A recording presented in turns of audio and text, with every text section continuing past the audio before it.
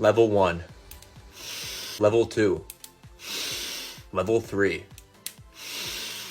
Okay. And level 4. This thing's freaking massive. That's what she said.